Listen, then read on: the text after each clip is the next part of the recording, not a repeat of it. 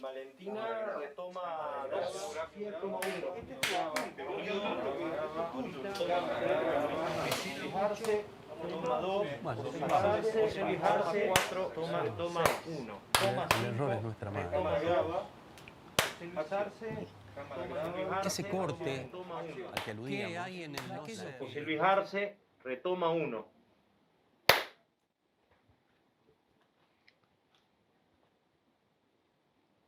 Acción. Año 2020, a poco de días de estrenar El Policía de las Ratas, obra de teatro de Grey Teatro, suspendemos por imperio de la cuarentena, lo que nos supone la interrupción en la consumación de nuestro trabajo, ¿no? Año 2021, por distintos motivos, nos vemos imposibilitados de retomarlo.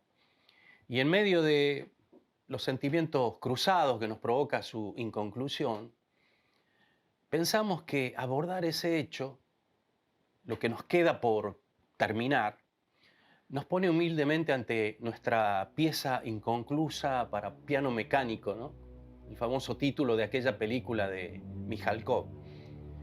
Lo inacabado, lo inconcluso, se empiezan a instalar en el centro de nuestras vidas.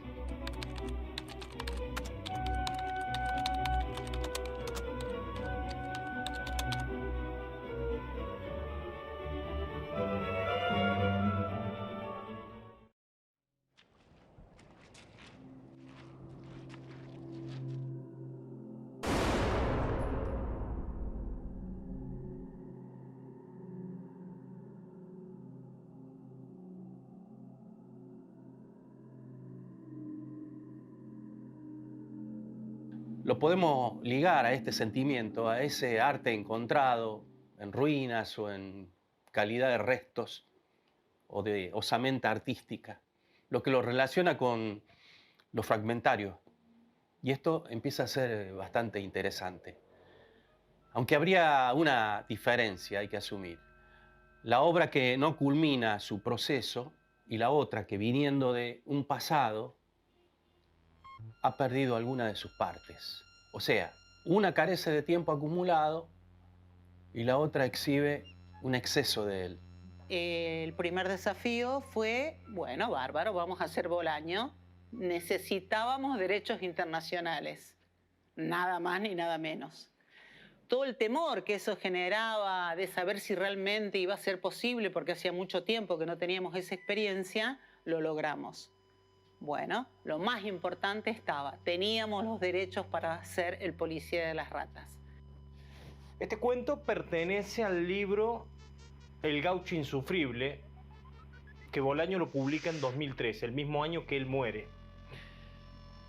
Y ahí se retrata a una sociedad de ratas humanizadas, donde cada una cumple un rol fundamental y obligatorio para el normal funcionamiento comunal. El Policía de las Ratas, el cuento, es una derivación, aunque se podría decir también que es un homenaje, a un cuento de Kafka que se llama Josefina la Cantora, que trata de una rata artista, una distinta, un ser especial enmarcada en una sociedad completamente alienada. Cuando José Luis Arce nos convoca con este proyecto artístico, fue para nosotros, para todos, un gran desafío. En mi caso, en lo personal, que siempre la producción ha sido una de mis grandes pasiones, siempre digo y voy a decir que la producción es el gran arte de lo posible. Ahí se desconstruyen todas las ideas, aparecen todos los profesionales, todos aquellos que van a llevar ese proyecto adelante. Desde el primer momento que se me propuso formar parte de Grey, fuimos construyendo una dinámica, una identidad y una metodología de trabajo específica que tiene que ver con esa labor desde un lugar particular de la mirada.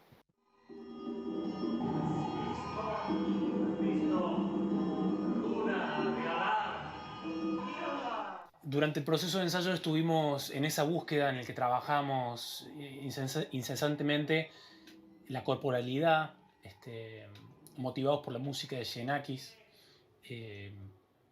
tratando de encontrar pequeños destellos característicos de cada uno de los personajes que íbamos construyendo, para así no develar inmediatamente la característica rateril de estos personajes, ya que eran más que todo un cuerpo antropomórfico, un cuerpo más que todo humano, pero en el que se podría filtrar en actitudes y en comportamientos el animal.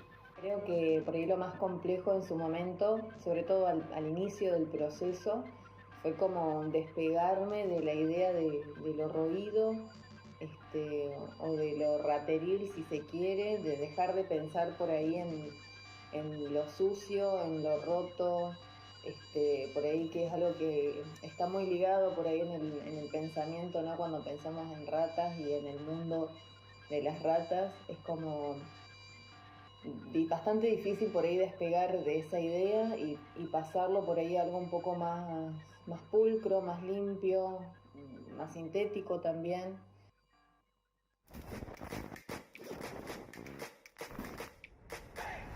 José Luis Arce es de esos nombres que están ligados a la historia y al presente del Teatro Independiente de Córdoba.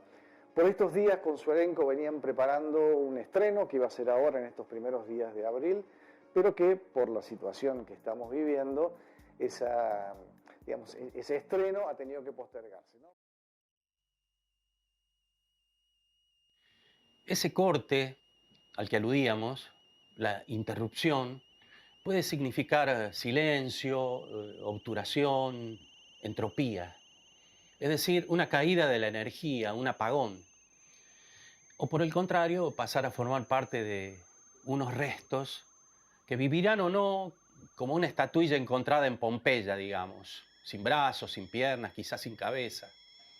Y aún, ¿por qué no?, causar sugerencias desde ese mismo estado, desde esas ausencias.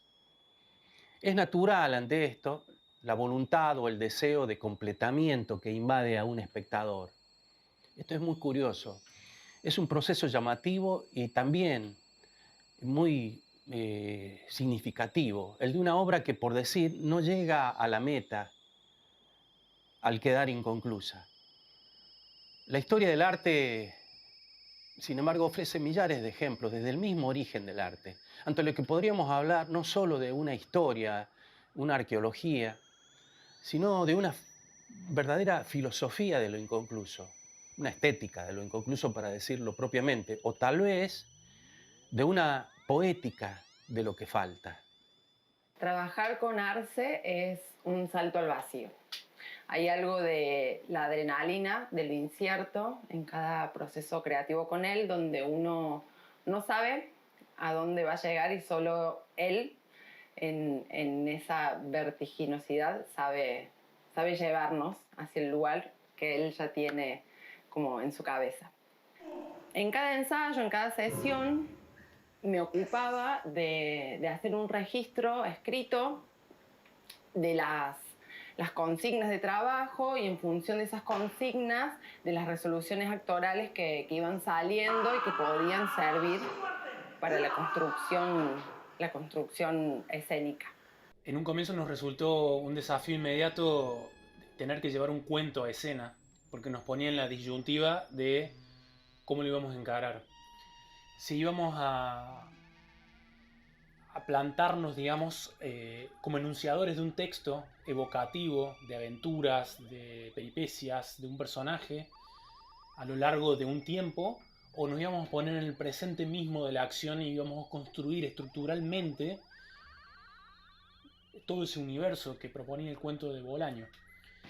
Pepe el Tira es el policía de este pueblo subterráneo. La gente de mi pueblo me dice Pepe el Tira porque soy un policía. Es intuitivo, inteligente, respetado, pero está muy disconforme con su existencia, con el rol que ocupa, con la sociedad alienada que integra. Pepe el Tigre es un diferente, es una nueva individualidad. No pertenece o no se siente parte de ese todo homogéneo y sumiso. El conflicto se dispara cuando en esta sociedad rateril comienzan a aparecer cadáveres de ciudadanos rata, que es algo común en las cloacas donde las ratas conviven con otras alimañas subterráneas. Entonces, bueno, una autopsia o el registro de un cadáver en la morgue pasa a ser una mera cuestión administrativa. Sin embargo, Pepe descubre que las heridas mortales que tienen estos cuerpos, estos cadáveres, son sospechosas, no registran antecedentes. La idea principal que teníamos con las luces era que queríamos recrear un policial negro en un mundo rateril subterráneo de alcantarillas, oscuro, donde la luz tuviera que filtrarse, refractarse, rebotar en otras superficies y que eso construyera el espacio por donde iba a transcurrir la escena, con luces indirectas, recortadas, obstaculizadas. Para eso necesitamos un proceso de investigación que se fue dando ensayo tras ensayo, donde a veces las ideas llegaban preconcebidas para ser probadas, aunque la mayoría de las veces las ideas fueron encontradas en el fragor de la pasada de una de las escenas en algún ensayo. Lo primero que se nos ocurrió fue trabajar con linternas para ver hasta dónde se sostenía el recurso y cuáles eran sus limitaciones. Ahí surgió el problema que nosotros determinamos definitivo, digamos, para comenzar a encaminar el diseño lumínico, que era cómo hacer para iluminarme, cómo iluminar al otro y cómo iluminar el espacio, que a la vez mientras manejábamos el objeto, y no perder al espectador en ese proceso, digamos. A lo largo de este proceso logramos consolidar un diseño que se podría dividir en tres capas.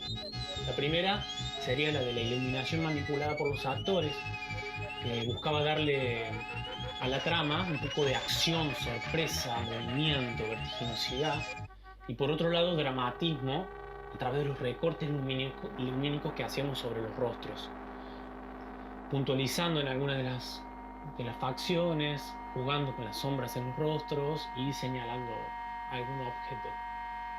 La segunda fue la iluminación empotrada en la escenografía, donde también era manipulada por los actores, buscando crear un escenario donde las luces pudieran filtrarse a través de las rendijas, de los fuelles, de grietas, luces accidentales, que pudieran iluminar o develar algo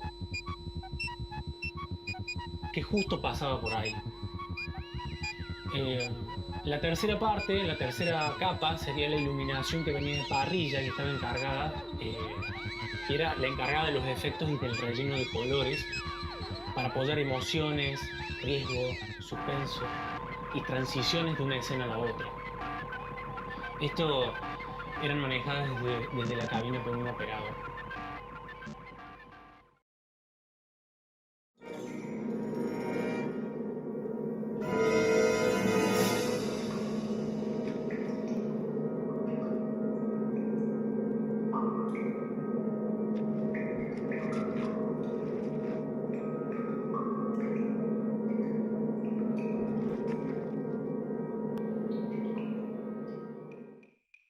En aquello que la obra no exhibe como culminación, hay obviamente una virtualidad, una promesa incumplida, dijimos.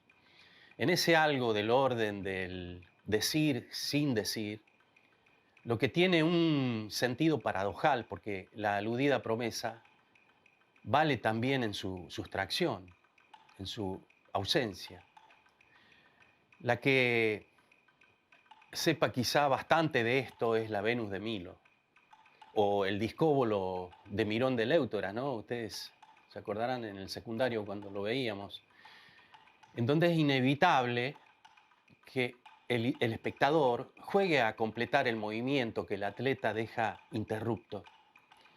A esta altura, no podemos no mencionar ese algo que no se reclama como presencia, jugando a lidiar con el causante de esta crisis sanitaria que se distingue justamente por su invisibilidad, lo cual nos pone en una situación muy de época, ¿no? La virtualidad se expresa como ausencia, como carencia, como intersticialidad, pero también, no nos olvidemos, como potencia.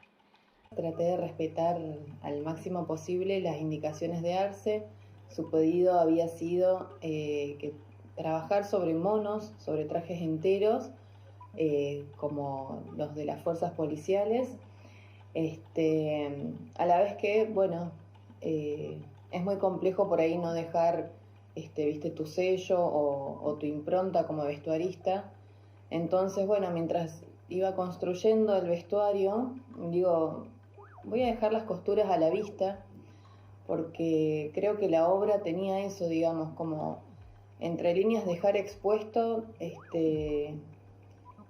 lo peor. Entonces, digo, ¿por qué voy a estar ocultando las costuras, que es algo que en general la ropa, o mismo los vestuarios, en la mayoría de los proyectos es algo que va por dentro? Me parecía como bastante interesante que en esta oportunidad quedasen a la vista. También trabajé con géneros que les permitiesen a los actores moverse cómodamente por el espacio, ya que la propuesta física para ellos era bastante exigida. Hacia el dique que la basura y la corrupción formaron con el paso del tiempo.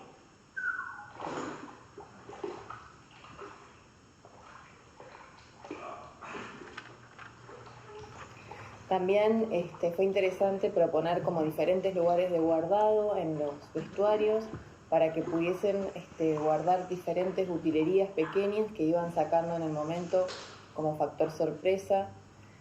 También, bueno, trabajar con el color negro para que el actor con el vestuario pudiera fundirse en la escenografía. La escenografía fue concebida como un dispositivo lumínico que puede ser operada por los actores en una primera instancia. Y en una segunda instancia como un entramado de relieves y alturas para que los actores trabajen a todos los niveles posibles del escenario y puedan acceder a todos los rincones.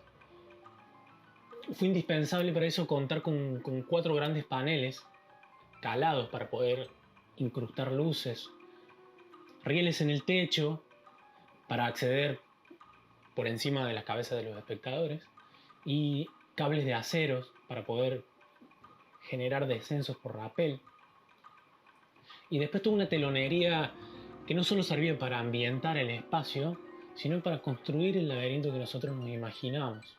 ¿Cómo surge la decisión, necesidad, deseo de que nosotros como actores en escena operemos los diversos lenguajes que la habitan, luces, sonido, escenografía?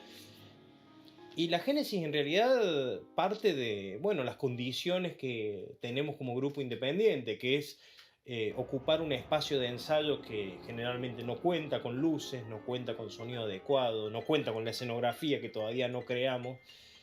Y a partir de esas improvisaciones actorales generamos la necesidad en principio de ser nosotros mismos quienes nos iluminemos mediante linternas. Entonces, uno como actor no solamente está pendiente de su construcción sensible, sino que al mismo tiempo está operando una linterna que tiene que ocupar un lugar preciso del espacio porque está el otro compañero en escena.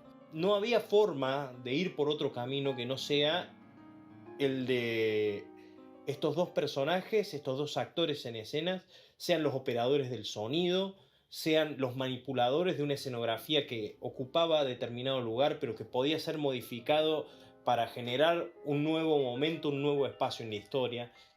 Es un proyecto que ha quedado en ese limbo que tratamos de abordar como inconclusión, inacabamiento. Tratar de sonsacar la presunta riqueza de una poética de lo inconcluso. Una no obra que nos quedó a poco de su estreno en esa suspensión que ya aludimos, o en ese estado de promesa, ¿no? Lejos de detenernos a esta altura en lo que es una cierta frustración, nos llevó a una reflexión que a esta altura nos resulta por demás atrapante. No es un consuelo de tonto o un redireccionamiento del proceso. Es la búsqueda, en todo caso, de nuevas soluciones creativas. Pepe avanza solo hasta que descubre que, en efecto, solo existe la posibilidad de que la autoría de todas estas muertes haya sido de una propia rata, de alguien de su propia especie, y es donde se desata una crisis tremenda, inmanejable, porque en esa sociedad el dogma que prevalece es el dogma de que las ratas no matan ratas, que es inconcebible que el comportamiento de un par, de un semejante, se haya desviado de esta forma. ¿Quiénes somos? ¿Qué nos propusimos? ¿Dónde quedarán los anaqueles que debían guardar esos datos de una felicidad inasible, esquiva? Perdimos las condiciones y la escritura, como si una tinta simpática empezara a desleír sus trazos, a invisibilizarlos, ante la imposibilidad de pasar del no ser a ser, a consistencia percibible los términos de nuestro proyecto. Recuerdo unas palabras: no es necesario morirse para dejar una obra inacabada, un fragmento, una reliquia, un esbozo. El motivo puede ser simplemente una distracción o una crisis, un problema material o conceptual, o falta de interés o escasez de confianza, quién sabe. El puro exceso de ideas o el mero derroche experimental, causas todas que históricamente han determinado el abandono voluntario de un poema, una escultura o una sinfonía. En otras inquisiciones, Jorge Luis Borges habla, por ejemplo, del poema Kubla Khan de Coleridge, que quedó inconcluso e históricamente corrieron ríos de tinta para tratar de entender por qué el autor lo interrumpió. Muchos dicen porque ya no podía Coleridge recuperar el estado de inspiración similar a aquel donde dejó sus palabras interrumpidas. ¿Quién sabe? Nada negativo, sin embargo, sino todo lo contrario. La premisa es siempre la misma, la de crear un mundo laberíntico y de tuberías. Eso inmediatamente nos propuso como grupo una sonoridad. Y el desafío estaba en cómo lograr esa sonoridad y de cómo meter al espectador dentro de ese mundo. Para eso se nos ocurrió un diseño sonoro inmersivo, cuadrafónico, para integrar a los espectadores al mundo de la trama y que fuesen testigos directos de lo que estaba sucediendo. A su vez, poder sorprenderlos y advertirlos con una propuesta a 360 grados. Acudimos también al recurso de poder microfonar el espacio con micrófonos ambientales, por condensadores, para tomar las voces de los actores y así darle reverberancia.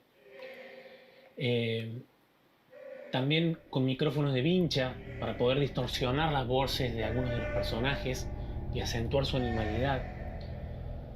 También quisimos captar las vibraciones que generaban los cuerpos en el espacio a través de micrófonos piezoeléctricos que estaban ubicados estratégicamente para captar vibraciones, los pasos de los actores, golpes, caídas, y así poder procesarlos a esos sonidos y convertirlos en otros efectos a través de triggers o de otras sonoridades.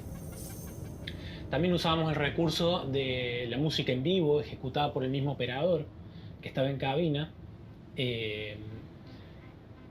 donde él efectuaba sonidos con teclado, efectuaba música en vivo y generaba efectos tipo Foley para lograr más precisión e interacción con los actores. Y un recurso más que utilizamos a nivel sonoro era la de la música por track, la música de autor. La osamenta de un trabajo artístico solo sobrevive en lo que da cuenta de ella, quizá como testimonio, en ese papiro indecible de una memoria tal vez incierta. Pepe insiste en esta hipótesis y, como dije, se queda solo.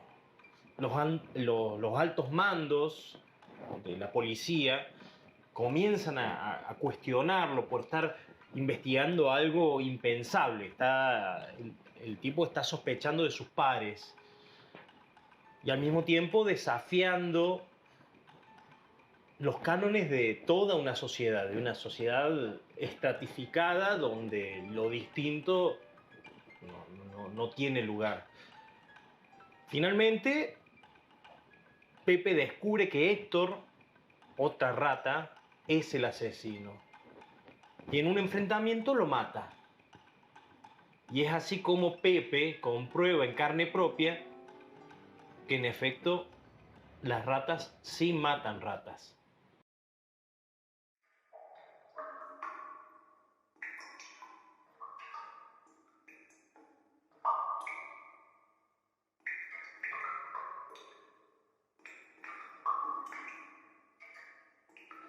Walter Benjamin propuso considerar la obra terminada como una verdadera naturaleza muerta. Y él aclaraba que el acto de completar una obra mataba su intuición. Lo hizo en Calle de Dirección Única, uno de sus libros, y con una de sus frases más famosas: la obra es la mascarilla funeraria de la Concepción, decía. Esa mascarilla funeraria de Benjamín conjura precisamente el momento previo, el instante fugaz en que la cara se congela de muerte cuando todavía late de vida. La verdadera riqueza y vitalidad de una obra musical está en lo que podemos conocer de ese complejo, turbulento y rico proceso que precede al texto fijado, en escudriñar el boceto, el esbozo, el fragmento, el plan previo. Develado el misterio de estos crímenes, Pepe, que está herido por el enfrentamiento, lleva el cuerpo de Héctor a la estación de policía. Es atendido por el forense y presenta el cadáver. Explica todo lo acontecido y se duerme. Cuando despierta, el comisario del forense lo llevan ante la máxima autoridad del pueblo Ciudad Rateril, que es la rata reina, que le explica que Héctor es un fenómeno, es una anomalía, una excepción, que su comportamiento debe ser ignorado, que nadie debe saber jamás sobre este acontecimiento, y le menciona, hace analogía a Josefina la Cantora. Luego, Pepe, junto con el forense y el comisario, vuelven a la comisaría y el cuerpo de Héctor ya no está. Lo desaparecieron. Entonces ahí vemos cómo el héroe de esta historia, Pepe, cambia y se vuelve escéptico, pesimista, negativo frente al futuro, frente a su pueblo, y el cuento, bueno, termina con Pepe recibiendo la noticia de que hay unas ratas acorraladas por depredadores y él, sin refuerzos, solo como toda la historia, se lanza a la batalla contra estos depredadores con poca compañía. Esos bocetos, resueltos en pocos trazos, piezas esculpidas con golpes escasos y precisos, a veces valía más el arrebato que la diligencia, el furor que la compostura, la hazaña que el esfuerzo, saber retirar a tiempo la mano, sería la consigna. Sería la consigna de una verdadera estética de lo inacabado, ¿no? Se daba como un proceso de doble fondo para mí, donde estaba la escena, estaba Arce que miraba la escena y estaba yo que miraba la escena y lo miraba a Arce mirar la escena, y ahí trataba de rescatar momentos que fuesen claves o que fuesen importantes para el proceso. El arte de saber callar interrumpiendo la frase, pero en lo que no se dice, dejar asentado el destino de completamiento de lo que está inconcluso. Dejarlo sugerido. El tono activo en que queda suspendido el discóbolo que hemos mencionado sugiere que el instante previo ayuda a una más plena consumación de la intención. ¿Por qué? Porque en ella es el deseo el que lo hace. Qué bello arte es el de algunos actores con las palabras, con las que expresan ese querer decir que por momentos no se dice. Hay actores que por no saber interpretar los puntos suspensivos o los silencios, las pausas, los cortes, los retardos, que de eso se trata, de la llamada aposiopesis, para decirlo técnicamente, completan esas pausas con palabras propias, no autorales, semifarfulladas, lo hacen cubriendo ese momento como de ocasión, que el autor por algo dejó de escribir. Error, error, como solución de un error. La palabra cubre el miedo de la no palabra. Yo creo que El policía de las ratas es una gran metáfora sobre el lugar que ocupa el artista en una sociedad, como alguien distinto, diferente, el que va por otro camino, que constantemente busca cambiar el status quo de una sociedad sumisa al establishment, a los poderes reales, y pone de manifiesto, siguiendo este pensamiento, el enfrentamiento entre el arte versus la cultura tomándola como ese rasgo conservador e inmovilizante que tienen todas las sociedades. Quisiera mencionar el efecto Zeigarnik, que es una fórmula creada a partir de la psicóloga de principios del siglo XX, que influyó notablemente sobre la psicología gestáltica, Bluma Zeigarnik, quien se dedicó a constatar experimentalmente si los recuerdos acerca de procesos inconclusos se almacenan mejor en la memoria que los del resto de los proyectos. El efecto que tienen, por ejemplo, procedimientos como los cliffhangers en un relato.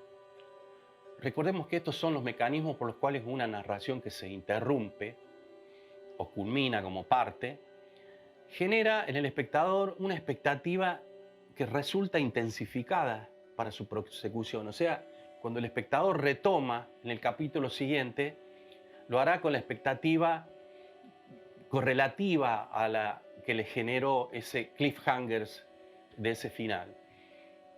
Además, esto tendría un efecto sobre la memoria de aquellos aspectos paralelos, ¿no?, secundarios en ese mismo relato, que se recuerdan perfectamente a la hora de actualizarse y completarse. Los cliffhangers pueden ser un delicado juego sobre nuestros deseos. El peso que adquieren ellos a la hora no de completar una historia, sino de consumar una expectativa. El no hacerlo puede ser un acto de saña o de crueldad, o también un desafío para que toda esa carga psicológica se reconduzca a otros fines u objetivos, ¿no? Y a partir de eso hicimos una aventura realmente muy interesante en el campo de la fotografía, con espacios naturales, con locaciones en distintos lugares, y pudimos empezar a darle esa forma, digamos, que el director nos estaba buscando y que estaba buscando para llegar a ese objetivo, que era justamente un espacio determinado, una luz que había que crear determinada, un sonido determinado. Así que, bueno, en realidad fue un trabajo apasionante también de actores, la formación incluso de ellos en distintos campos. Un ejercicio gestáltico podría ser el placer de ver cómo la presencialidad se come a la virtualidad, en este caso. La invade con materialidad. Pero otra solución más perversa podría ser cuando la virtualidad se come a la presencialidad y todo el acto queda sumido en mera potencialidad. No hay duda que puede ser un ejercicio cultural o artístico, ¿cómo decir?, algo desesperante. Pero sin embargo, todos ellos funcionan como procedimientos técnicos, narrativos, en las distintas soluciones que autores, directores, actores y aún los espectadores adoptan sobre un material. La producción fue algo muy interesante de hacer y bueno, nos pasó lo que nos pasó. No pudimos mostrarla, no pudimos compartirla y por primera vez como productora no poder compartirla con el público.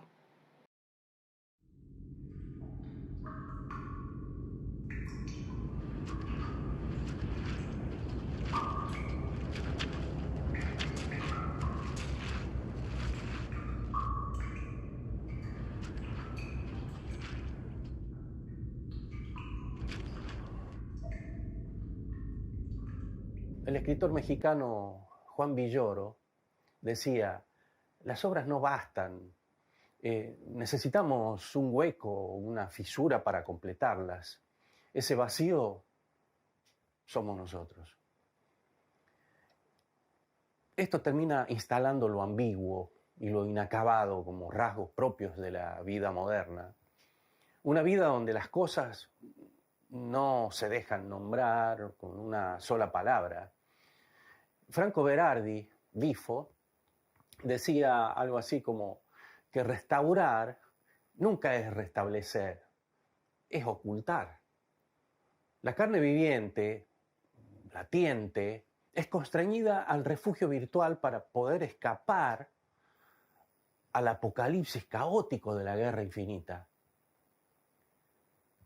Cuando sucumbe la promesa de la modernidad, cuando el caos toma el lugar de los proyectos racionales y la guerra es del orden público, estamos fuera de la esfera de la concatenación conjuntiva y de la esfera de la realización histórica. Uno supone que ante el gesto admonitor de vayan a terminar con esas obras, la respuesta invariable parece ser preferiría no hacerlo.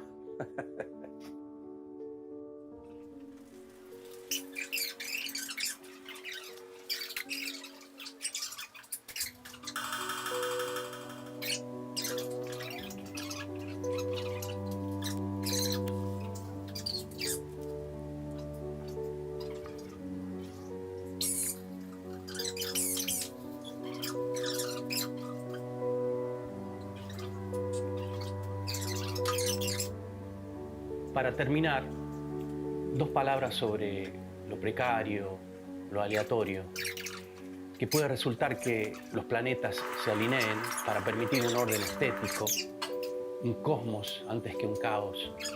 En todo caso, ese cosmos solo lo será fugazmente, sin reclamarse definitivo, absoluto, provisional.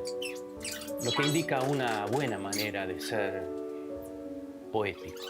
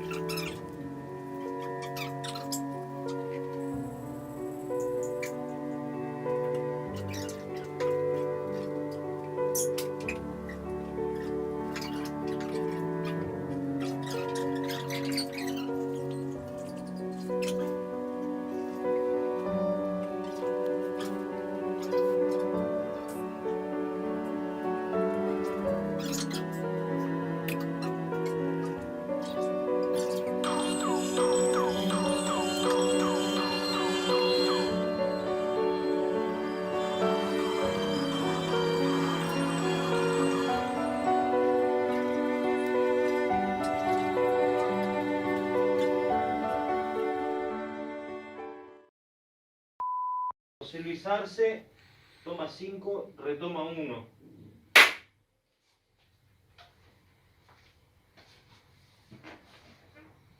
Acción. Y a la hora de estar en el momento, que nos dio la posibilidad de poder trabajar en el momento, en el espacio, con las luces y toda la escenografía, No fue suficiente el tiempo. no fue suficiente el tiempo y apareció una obra que era la obra que nos estábamos imaginando ver. Entonces el trabajo de la asistencia funciona un poco como nexo. Me parece que Decidí trabajar con fibrana mentira. En donde es inevitable que el espectador juegue a completar el movimiento que el atleta deja interrumpido. ¿Puedo hacer una pregunta? Sí. vamos.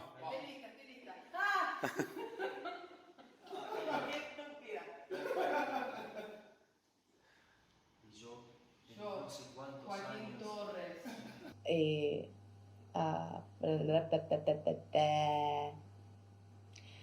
Acá estamos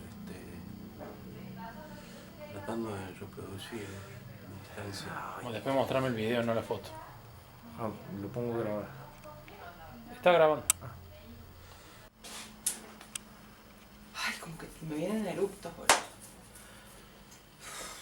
Las ratas sí matan ratas. Corte. ¿No estás viendo la cámara? Sí, estoy viendo. Ayer fui en mi nave por el espacio. Esa sería la cara. No, grabando pecho, volver pecho. Barrio General Paz. Yo la verdad que lo dejaría así. Bueno.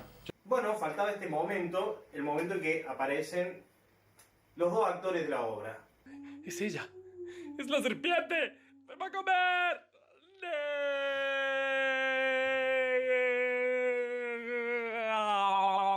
Luego teníamos una microfonación.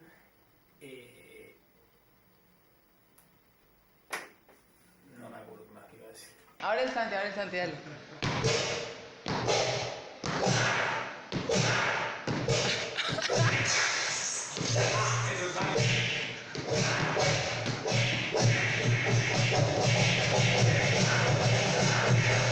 Quisiera opinar sobre la decisión que ha tomado este grupo. ¿Qué es lo que podrían ustedes haber aportado a la obra como distintivo que también al mismo tiempo los diferencia de sus trabajos previos, actoralmente, ¿no?